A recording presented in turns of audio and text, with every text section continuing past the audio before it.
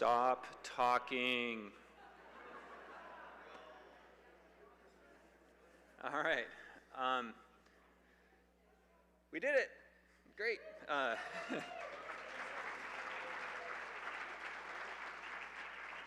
right, so before getting started, I am going to go through the housekeeping notes, which I'm sure you've all memorized, so feel free and stay along with me as I read these. My Pledge of Allegiance, thank you. Please silence your phone. Photography of this session is permitted. I checked that with our speaker. ABRF social media policy is that everything can be shared.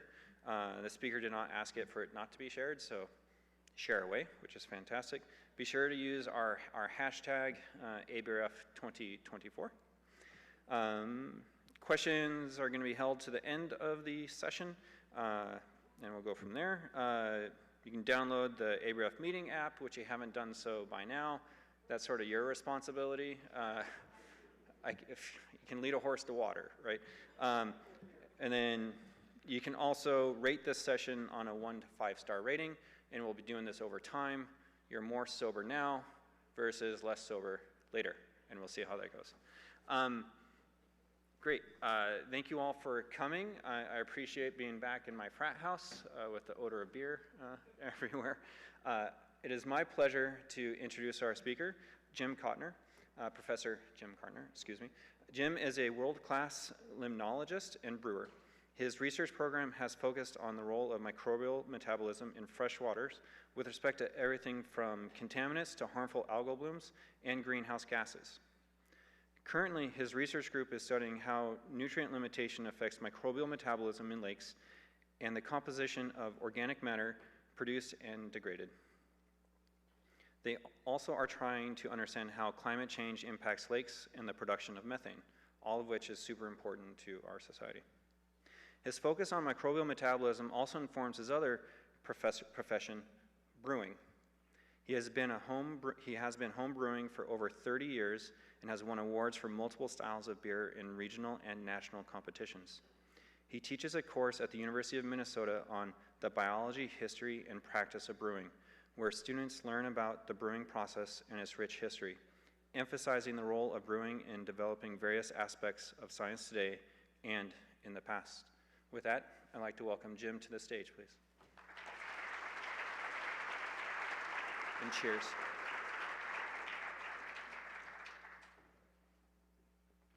Cheers. It's much better than a handshake.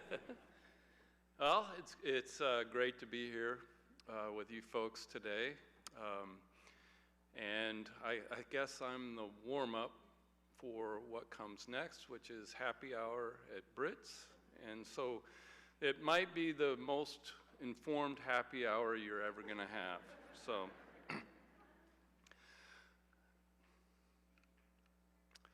So why me? So as Joe mentioned, I'm a professor of ecology. What the hell do I know about beer? So as you can see, I'm the university beer professor. It says that right on my door. And why does it say that? Because I made it say that. But I got that moniker because I was teaching a course at the University of Minnesota on the biology of beer, along with Dana Davis, who studies yeast. And they wrote an article in the paper about our course, and they referred to me as the university beer professor. So that stuck with me. In addition to teaching the course, I'm also an international brewer. How did I become an international brewer? Well, as Joe mentioned, I've been brewing in the US for well over 30 years. But recently, my spouse took a position at the University of Bergen in Norway. And I'm not going to not brew, so now I am an international brewer.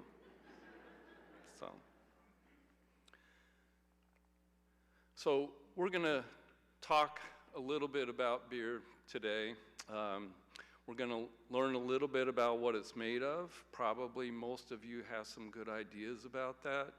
But we're also going to talk about beer history, how beer manifests into our lives from a cultural perspective, from a science perspective, and I'm also going to test your knowledge about beer. So what's it made of? This is the simple part. It's made of malted barley, yeast, hops, and of course water. It hasn't always been those four main ingredients. Other things have been used mostly in place of hops in order to add bitterness to beer. Some plants, including heather, bog myrtle, rosemary, and so on and so forth, have been used. But in the 1500s, a couple of dukes from Bavaria published a decree on what the contents of beer should be. And there's one ingredient on here that was not on their list of beer ingredients. Can you guess what it was? It wasn't hops. It was yeast, because they didn't know about yeast in the Middle Ages. The Reinheitsgebot said it was composed of malted barley, hops, and water. Okay. A little bit more about the Reinheitsgebot. So there's been a lot of speculation about what it was really about. A lot of modern culture kind of refers to it as a German snobby way to be referred to beer and how it should be made.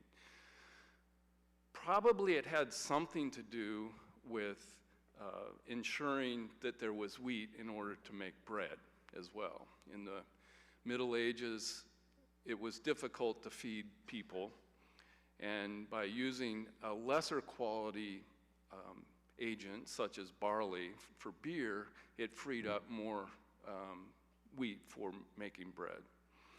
It came at the end of feudalism as Germany was transitioning into commercial brewery. At the time, northern Germany was much better at making beer than southern Germany. They would put things, as indicated here, like chalk, soot, and even hard-boiled eggs into beer in the Bavarian region, which is hard to imagine because today we think of Bavaria as such a mecca for brewing. So there was another motivation perhaps as well, which was the House of Dengenberg, which was the only rival to the Wittelbachs, the dukes that actually made the decree. Both of those houses made wheat beers. And so by making this decree, they essentially made it so their rivals disappeared. And it's a little bit ironic, I think, that they made this decree about what the ingredients in beer have to be, yet they didn't follow the decree by making wheat beers. Okay, so I mentioned there were going to be some quizzes today. So basically, the first question has to do with hops and when they came into being in beer. So when were the hops first introduced into the brewing process? So 2000 BC, 1000 BCE, 0, 1000, or 1959, which was the year I was born. Okay, I'm seeing a lot of different numbers out there. Mostly, looks like mostly 2s and 3s. The correct answer is 2. So about 1,000 years ago is when they first started being used to a significant extent. So I'm going to go through what I'm calling the 10 most surprising things in my brewing career about beer. And the first surprise is that hops are a relatively new addition to beer. So how did hops come to be the most important bittering agent in beer? So beer, we talked about the ingredients. It has a malt in it, and malt contributes a lot of sweetness. You need something to counterbalance that sweetness. In pre-hops days, and even today, you can buy beers that are referred to as Groot. And Groot has some of these, oh, oops, almost spilled my beer. I guess it's time to cut me off. So Groot has some of these other bittering agents in them. But in the Middle Ages, one of the ways that they taxed beer was you would buy mixes of these bittering agents from the government. And that was the way they raised taxes from alcohol sales. In addition, England was one of the last places to where hops actually caught on. And in England, they referred to beer had hops in it, and ale did not have hops in it. And Henry VIII is said to have referred to hops as a wicked and pernicious weed. Obviously, he preferred the ale.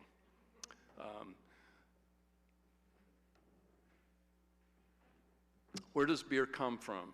Well, like a lot of things, it was probably first derived in the Fertile Crescent, because that's where most of our grains originated on the earth.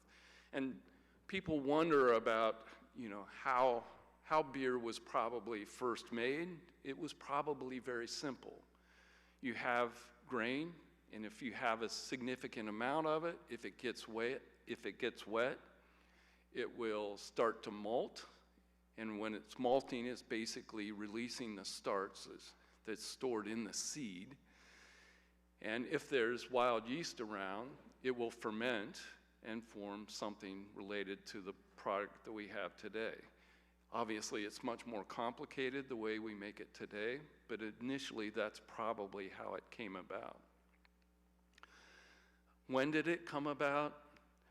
Basically, we think somewhere around between 5,000 and 10,000 years ago, probably closer to 10,000 years ago.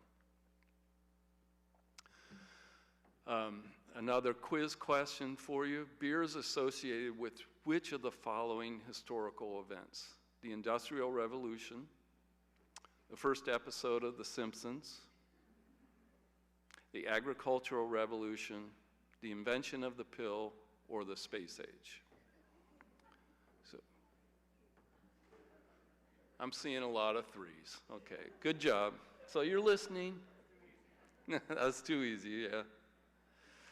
So beer surprise number 2. Beer led to the first agricultural revolution. So I often refer in my ecology classes as to the second agricultural revolution, which was when we started to use fertilizers to a significant extent in beers.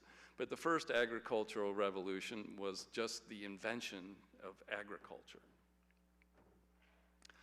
And archaeologists have raised the question of whether or not beer actually contributed to society as we think of it today. And the rationale behind this goes that could the quest of beer have generated the Neolithic Revolution? In other words, the invention of agriculture led to starchy substances, which led to the production of beer, which could eventually have led or motivated societies to settle down and lead to greater agriculture and greater beer production. I can't answer that question, but I suspect it certainly played a role. Moving on to the Roman times, quite a few thousand of years later, we get to the point where there's multiple alcoholic beverages, one of which is mead, which I also make and love to make. But one of the issues with mead is it's very expensive. It's hard to get honey, particularly in Norway. At my other brewery, it's quite incredibly expensive. They don't have Costco over there. Another beverage which I've made is a braggot, and I'm sure some of you have had braggots, and maybe not even realize it. There's some beers that you can buy commercially that have a lot of honey in them, and so malt and honey mixture is referred to as a braggot. Wine, also expensive, most places anyways, was drunk during Roman times as well, but beer was kind of the beverage of the common man. And that sort of tradition is carried on even to today. Beer moved north into Scandinavia primarily because grapes can't be grown very well in Scandinavia, so beer was the drink of the Vikings. And the Vikings would drink beer heartily before going to sea, which is basically where the saying, 3 sheets to the wind comes from. And my wife was asking me earlier, so I don't really get it. How does 3 sheets to the wind translate to a drunken Viking? And so basically, 3 sheets, the sheets are what they use to anchor the sails, basically. So if the sheets are blowing in the wind, it's like you're wandering aimlessly after drinking too many beers, I think is the way that goes. Beer and Christianity have a history together. Christianity, as we know, spread through the Mediterranean and the UK by 600 AD. St. Cyril drank wine over beer, so it was a way to distinguish Christians from the common folk that were drinking primarily beer. But the monks, on the other hand, they had to fast. And they had to fast for sometimes long periods of time. So they asked the Pope if they could get dispensation to drink beer since it was so much like bread. And the Pope says, okay, but you can only have 5 liters a day.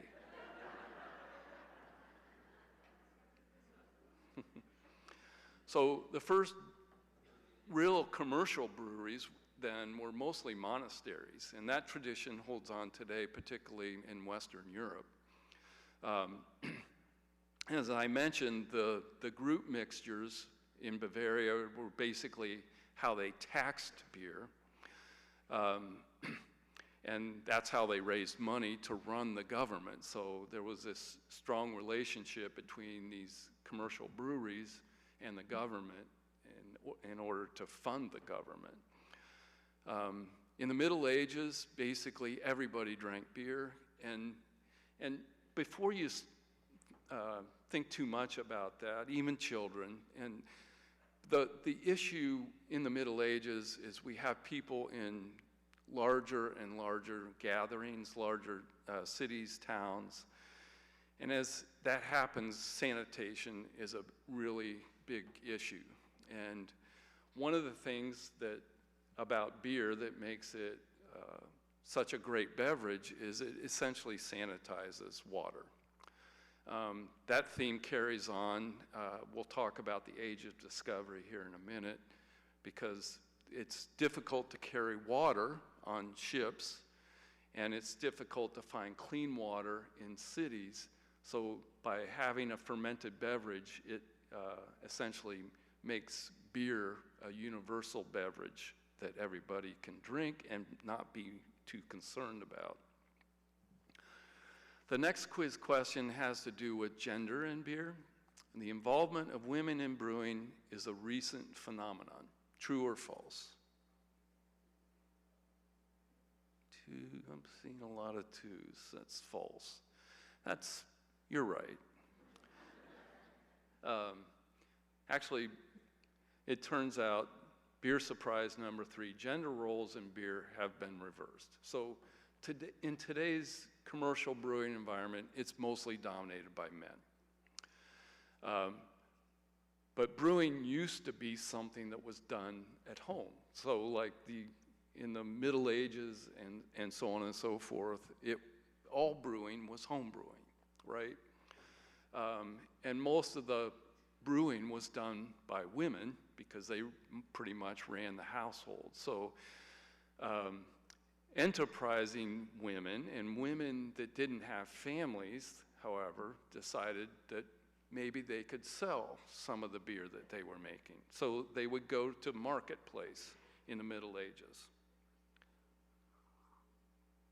There's still a little bit left. So in order to identify themselves in the marketplace, they would wear large black pointy hats. And of course, they're making beer, so they have large cauldrons. So you can kind of see where this is going, right? During the Reformation, the fundamentalists preached stricter gender norms and condemned witchcraft. Male brewers saw this as an opportunity, and they said that those women with the black hats were essentially witches. And so by doing so, they minimized their competition and probably facilitated the transition from primarily women brewers to men brewers, male brewers. Moving on to the New World, a shortage of beer, another question, a shortage of beer halted the progress of the Mayflower, 2, the Apollo Space Shuttle, 3, the Nina Pinta and the Santa Maria, the Beagle, Darwin's boat, or 5, the Titanic. So I see a 5. I see a bunch of 5s. I don't see many 1s, but the correct answer was 1. Beer surprise number 4. The age of discovery wouldn't have happened without beer. You can kind of see a theme here. Beer does everything. The age of discovery and beer. So I mentioned earlier in the Middle Ages the difficulty of finding clean water. On ships, you had 2 options. You could drink grog, which was 3 parts water and 1 part rum. You get 2 pints a day, or you could drink beer at a gallon a day. Beer was certainly not as strong as a lot of the beers that we drink, or you're drinking even right now. But that was basically the only way to hydrate. So in terms of the settling of America and the story of the Mayflower was coming close to America. They were low on provisions, and one of the provisions they were low on was beer. So they decided they couldn't go any farther. The original destination was supposed to be the Hudson Bay, or Hudson region, near where present-day New York is. So they landed in New England. We know that history, of course, but they still, when they went on board, or went onto land, when they settled in that region of the U.S., they left the remaining beer on the boats, and the ones that settled the land had to beg the sailors that were left on the boats for any leftover beer that they had. Beer in America took some different turns relative to what was being made in the old countries. When they brought barley into the U.S., a lot of the barley strains didn't do very well. And so the settlers in the U.S. turned to what we refer to in the brewing industry as adjuncts. So an adjunct is any plant that provides starch and sugars that aren't barley, okay? And some of those plants that grew well in the U.S. were rye, oats, wheat, and rice, which wouldn't have been here at that time. Native Americans used corn quite a bit, so they turned to corn. So the classical American lager you know, a Budweiser or a Miller, it tends to have a lot of adjuncts in it. Originally it was corn, but a lot of it has switched nowadays to using rice because it has even a more neutral flavor, or lack of flavor, you could say, than corn does. After the Civil War, commercial breweries and distilleries became more abundant in this part of the world, and there was concern about excessive drinking becoming an issue. As you can see in that slide, annual production increased by a factor of 10 from 4 to basically 40 million barrels from 1865 until 1900, whereas the population only doubled over that time period. So it suggests that people are drinking a lot more beer. And there was some concern about that, and that's, of course, led to some legislation. The original explosion in homebrewing was triggered by one, the release of a new Taylor Swift album, 2, COVID, the birth of Jim Cotner, 4, Prohibition, and 5, World War II. Okay, I'm seeing a lot of 4s out there. Good guess. Was that too easy? Beer surprise number 5. And maybe this shouldn't be surprising. Homebrewing began primarily during Prohibition. So malt extract had been around since the late 1800s. During Prohibition, you were only allowed to use malt extract to make food, okay? And when they sold the malt extract, obviously the malt extract was made by malting companies. And actually, it's worth pointing out that one of the largest malting facilities in the world is only about 40 miles away from where you're sitting right now in Shakopee, Minnesota. It's the largest malting facility in the Americas. I think there's a larger malting facility in the Netherlands, but this one's basically number 2. So they sold malt extract. They weren't allowed to include recipes, but in 1930, enough extract was sold to make 700 million gallons of beer. So that's a lot of beer, and remember, the population's quite a bit less than what it was today. Another 13 million pounds of hops basically disappeared with no apparent purpose. Hops are really useless for anything other than making beer. Beer surprise number 6, and again, maybe this one shouldn't be surprising either. Prohibition was not only about temperance and less alcohol use, but it was somewhat of a backlash against immigrants. So Prohibition was a backlash against immigrants from 1, Sweden, 2, Germany, 3, Portugal, 4, Canada, or 5, Liechtenstein. Okay, I'm seeing a lot of 2s. Remember, this is post-World War I.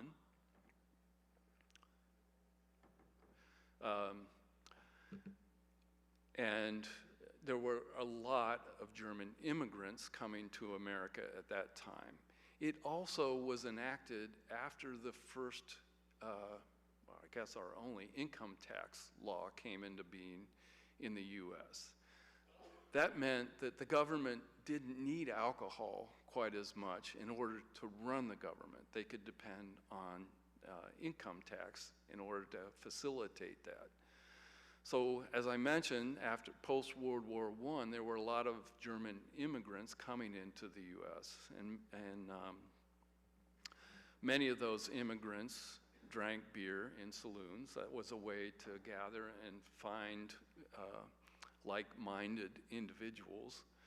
And so the Prohibition likely was a backlash in some ways against those immigrants. you can see a couple of trends. This is a figure showing breweries in the US over time. And you can see early on in the late 1800s, there's quite a few breweries, almost 2,500. And there's a decrease right up until Prohibition. So that hash bar in the middle there represents Prohibition. Of course, we don't have data. Probably some beer was being made, but it wasn't made for the most part by commercial breweries. The trend of decreasing number of breweries continued, though, even post-Prohibition, on into the late 1970s and early 1980s. Okay. Subsequently, we see a huge rise in the number of breweries, and this is essentially the craft beer explosion that we're enjoying today. Nowadays, this graph only goes up to 2010, but today in the US, there are over 3,000 breweries, okay?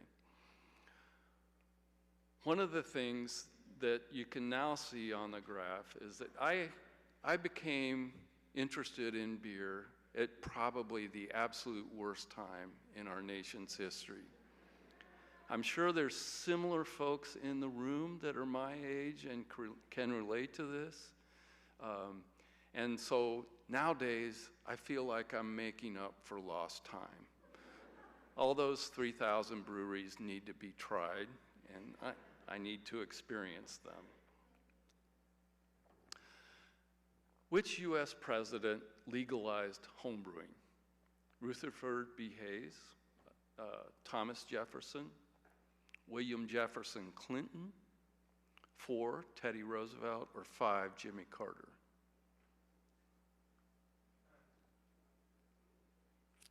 Seeing a lot of 5s. Yep, you're correct.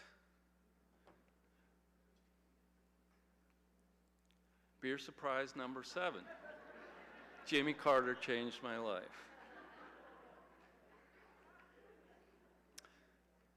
So basically, him and Alan Cranston, he was a senator from California. For whatever reason, this seems so un-Jimmy Carter-esque, except he did have a brother that really loved drinking beer, so maybe that had something to do with it. They buried the homebrewing law, basically, in a transportation bill. But it could be illegal at the state level, kind of the opposite of the way marijuana laws are today, where it's illegal nationally, but it's okay in many states. The last state to actually legalize homebrewing was Alabama, and that didn't happen until 2014, which still kind of amazes me. So if I had started my homebrewing in Alabama, my career would have been a lot shorter than it has been. I'm going to touch on a few science things now to kind of finish things up. So which scientific metric was invented at a brewery? The Richter scale, BMI, pH, the Secchi depth. Most of you probably don't know what a Secchi depth is. It's a limnology thing. I'll be happy to explain if you have questions after the talk. Or the Beaufort scale. So which one was it? I see a lot of 3s, and again, oh, there's a 5, the Beaufort scale. The correct answer is pH. So pH was invented or developed at Carlsberg Labs in Copenhagen. And one of the amazing things about Carlsberg Labs is they made a lot of important contributions to science. I'm going to touch on another one later on. But basically, their laboratory associated with the brewery was really important in developing critical infrastructure. So until 1909, which is kind of amazing, there was no recognized way of expressing hydrogen ion concentrations in liquids. And Sorensen came up with a way to do that, and that's essentially the same way that we do it today.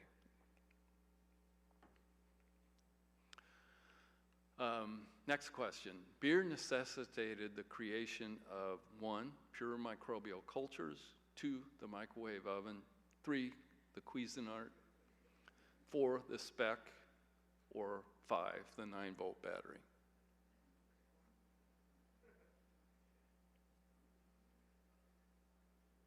Okay, I'm seeing varied, but mostly ones, and that's the correct answer. So, beer surprise number 9. Beer gave us pure cultures, essentially. So today, when brewers make beer, mostly what they do is they take malted beer in the brewery and they make a mash. A mash is basically just a combination of hot liquor, hot water, essentially, and grain. And at those hot temperatures, essentially what happens is the enzymes in the grain cut up the starch into smaller and smaller monosaccharides, disaccharides, and trisaccharides. And those are the sugars that the yeast can actually work on. After that, what's called the wort, which comes out of that, is boiled to sanitize it, or to actually sterilize it at that point. And what brewers do after they cool the wort is they inoculate with yeast. In the old days, the yeast would just come from the brewery.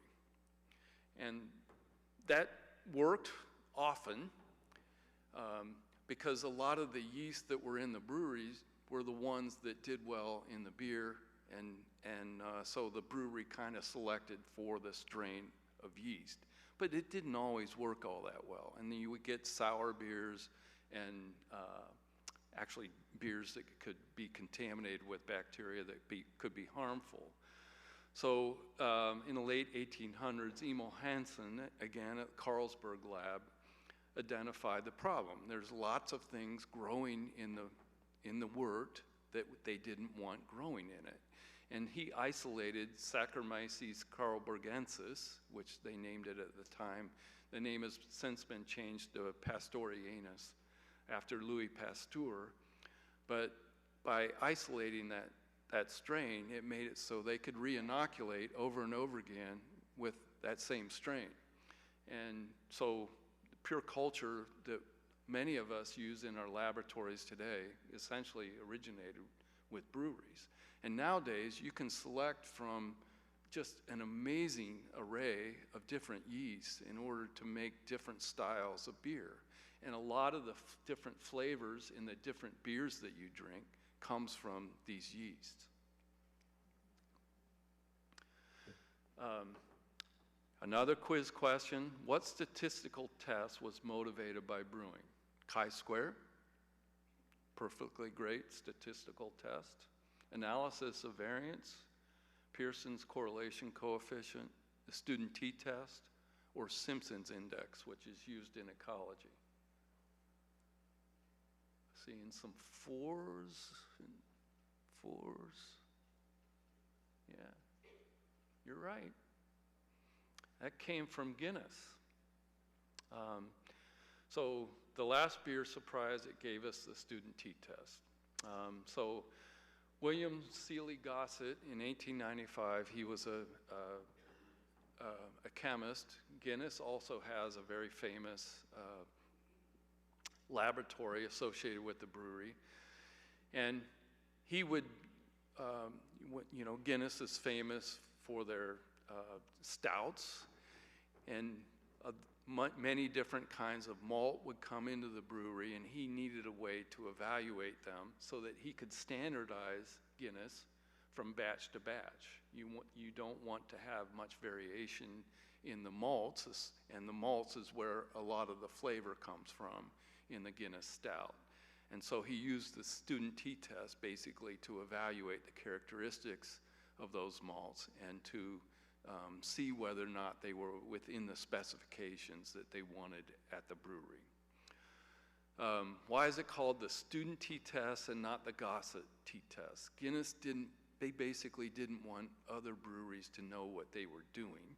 So when he published it, he referred to it as the student T-test and not the gossip T-test, because they were afraid that other breweries would catch on and use a similar kind of analyses in their beers. So nowadays, I think brewers are a little bit more generous, and probably that wouldn't happen, but who knows?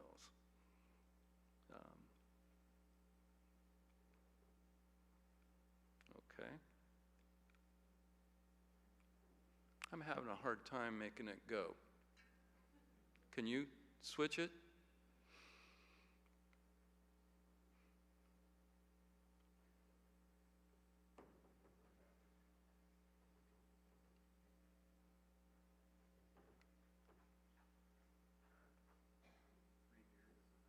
Yeah, maybe. Yeah.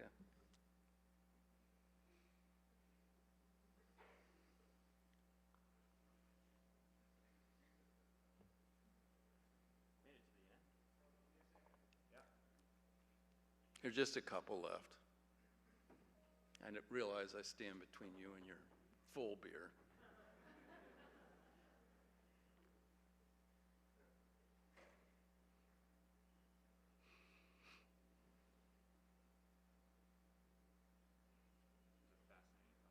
Thanks.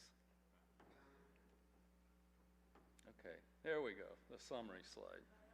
And of course, the summary basically is Homer Simpson.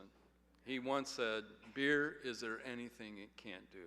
So in summary, hops are amazing, beer made society, beer gave us America. The absence of beer in Prohibition was bad, and Jimmy Carter was the best president ever. Thank you.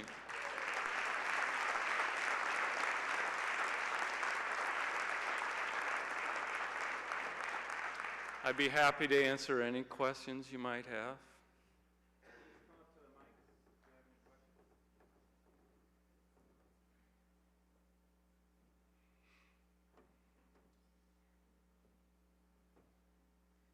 I feel I should match my speech to the subject of this talk. Thank you, this was really great. I'm from Poland, and in Poland we have a long history and experience of making beer. Poland shares a very, very long border on the west with Germany, just for those who are not familiar with their geography, so that's saying something. We have a lot of different kinds of beers. They are available here in the US. This is totally a commercial. You can go to Bevmo and just ask for Polish beers, they are there. However, our beers are way stronger than whatever I drank here in the US. Our beers are usually between 7 and 11% of alcohol content, not something that we drink here. So when Polish people come to the US and we give them the US beer, they are like, you call this a beer? And when Americans come to Poland, they are like, you know, they have 2 sips. Oh my God, I'm already getting drunk. And we ask, isn't that the point? So I guess my question, I wanted to ask a question that you actually haven't touched on in your wonderful presentation, which is, what makes beer good? Oh. Or rather, what makes good beer? Yeah. Well, if it's made in Poland, it's good.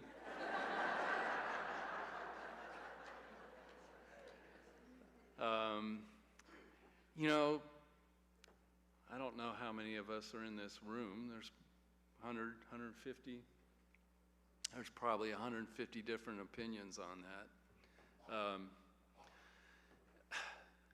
You know, I enter a lot of my beers in competitions, and you know, they're one of the things that I didn't have time to touch on here is that, you know, there's an incredible myriad of beers in the world. The Polish tradition, there's a lot of different styles of Polish beers. that many of us in the U.S. have not even heard of. But as far as answering your question, what makes a good beer? Well, it should be very well made. And how can you tell if a beer is very well made? Well, you drink a lot of beer, and you can tell the difference between those that are well made and those that aren't. I also judge beers. And, off flavors, contaminants, those kind of things make a bad beer. It's harder to say what makes a good beer. One of the things that many brewers do when they go to a new brewery and they want to evaluate the quality of the beers that they're drinking, the first thing that they'll do typically is have a light Pilsner from that brewery. And the reason for that is light Pilsners, the kind of beers in the U.S. that we drink a lot of, and the only kind of beer that I was allowed to drink when I turned 18 and was legally drinking beer, basically, there's no place to hide. You can't make mistakes on a Pilsner and it still turned out okay. Other styles of beer, you can. Like I make a Russian Imperial Stout. I can make all kinds of mistakes on that beer because it's such a big beer. The flaws don't shine through. So I would encourage you, when you go to new breweries, to do the same thing. I mean, Pilsners are becoming more and more back in style in the craft brewing industry. And there's some really good ones out there. And I would encourage you to use that as one way to evaluate what a good beer is when you go to new places. Did you have a question? Yes. So first, thank you for the Pilsner comment because I am a Pilsner evangelist myself. Awesome. And I almost feel bad for following up such an excellent question with this one, but I would like to know, as a fellow homebrewer, what is your favorite beer to make and what is your favorite beer to drink?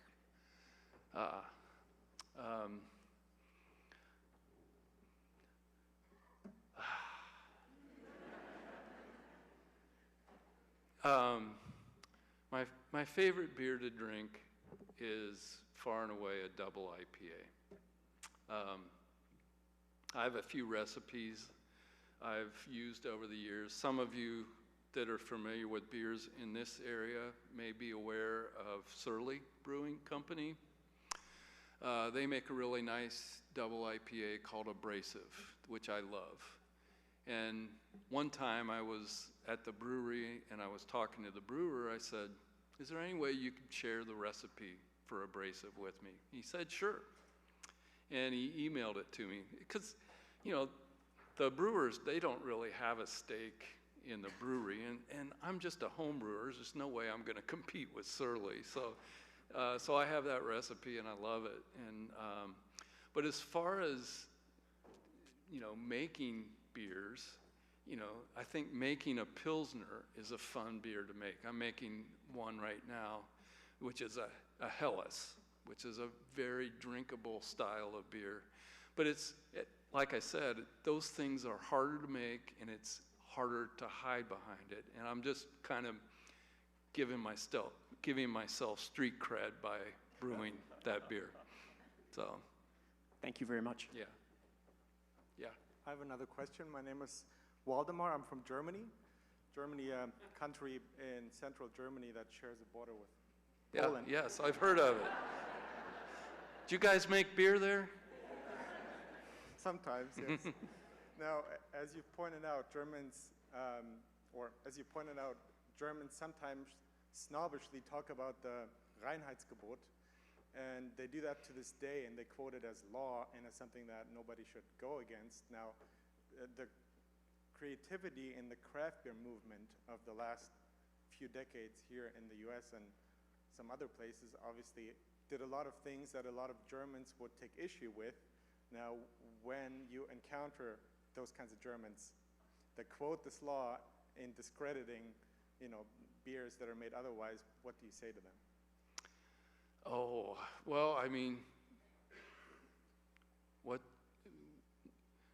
I basically say, you know, diversity is great, you know? I mean, you know, the Germans are used to dealing with this because, you know, they have Belgium right next door. And the Belgians will put anything in beer, right? And maybe that's the reason why the Reinheitsgebot came about. So partly it was a response to bad beer being made in Germany, but also just the crazy stuff that the Belgians were doing. So, I mean, I think, you know, there's a lot of beers that I don't necessarily like all that much. Like, for me, fruit doesn't work all that well in most beers. You know, but to each his own, you know, I say. Yeah. And just one more quick question as a follow-up to you. What makes a bad beer? I would say the worst things are things like contamination. You know, if it's poorly made, the fermentation isn't complete. You know, if you've had a beer that just tastes ridiculously sweet, that's a problem. It means the fermentation hasn't completed all the way, and that should be rectified. But those are some of the main things, I guess. I just have if it's oxidized, yeah. I just have a comment to my German colleague here.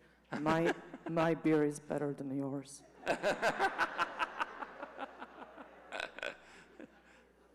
So if we're doing European geography, I'm a little west of Belgium, Poland, and Germany.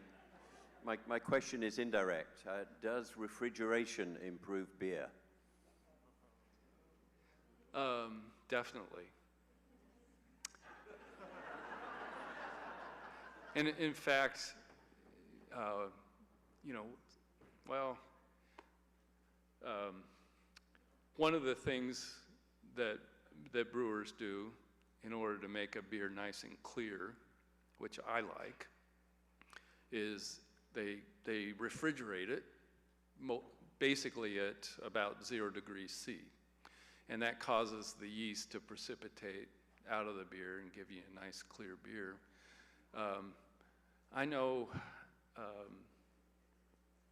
actually I wanted to mention this to the woman from Poland, you know. So have you ever gone to England and drank their beers?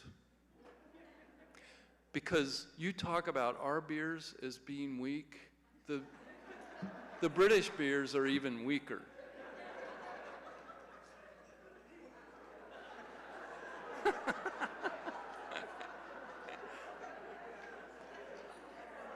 No, I must comment on this because I was caught drinking Coors at some point and somebody was ashamed of me that I actually chose Coors, which I actually liked a lot because even though I'm from Poland, I am ashamed to my nation and I don't drink alcohol and I don't drink beer at all.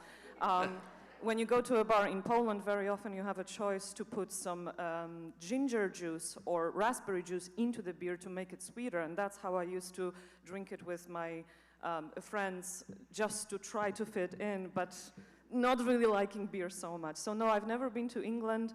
I haven't drank their beer. I don't think I would like it if you say that it's even weaker. Don't go. I won't, thank you. It's warm too. A follow-up on the English beer. We only rent our beer, not buy it. And as a follow-up to my refrigeration question, I was more thinking about refrigeration at the point of sale rather than during manufacture, as not only weak is a word used for British beer, but I believe warm is often used as well. Yeah. There's some awesome beers in the UK. I'm just teasing.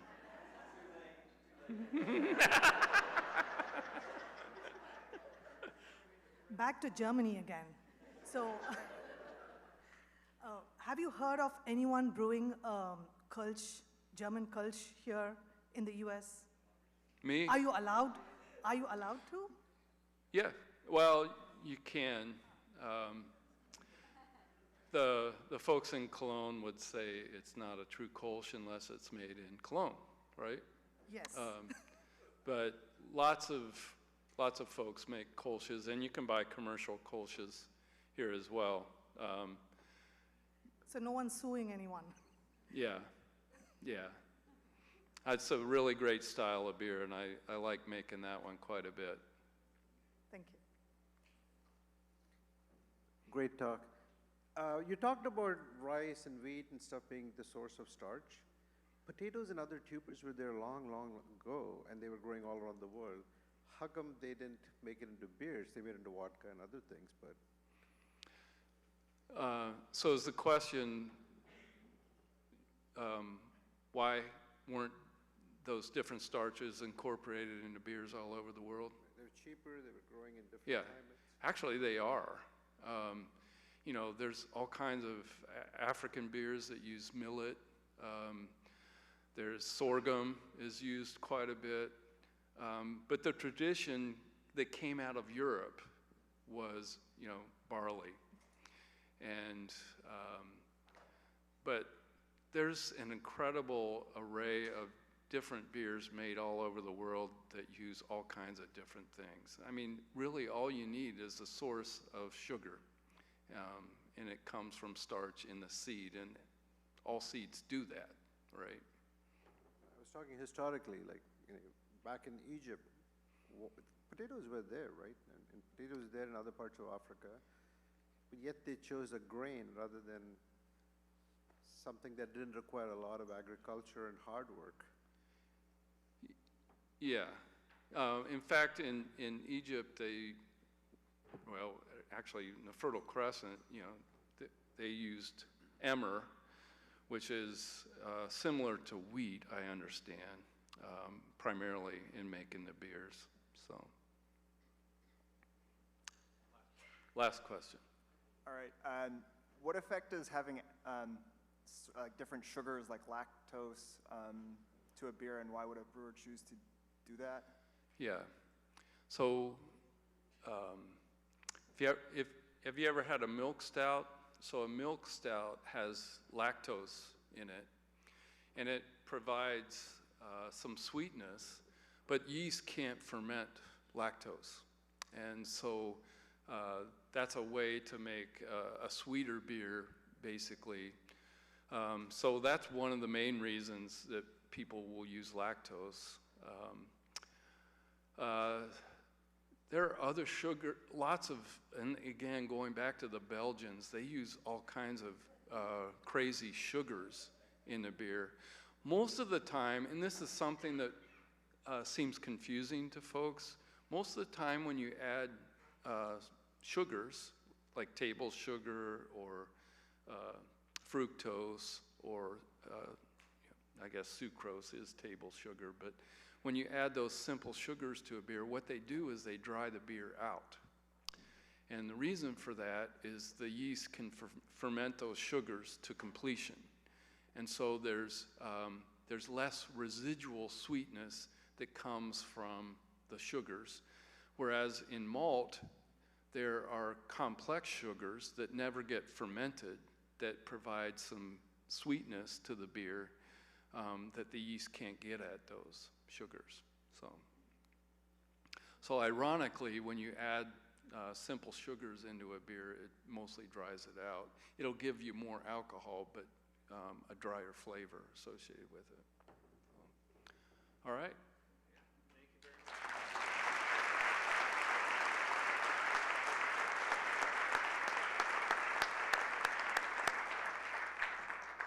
Thank you, Jim, for that intoxicating presentation. Nailed it. All right.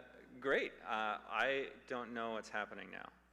So I'm sort of out of ideas. I'm right on to the members meeting. So if you're not a member, yes, except for Jim and his lovely wife Sohana can you get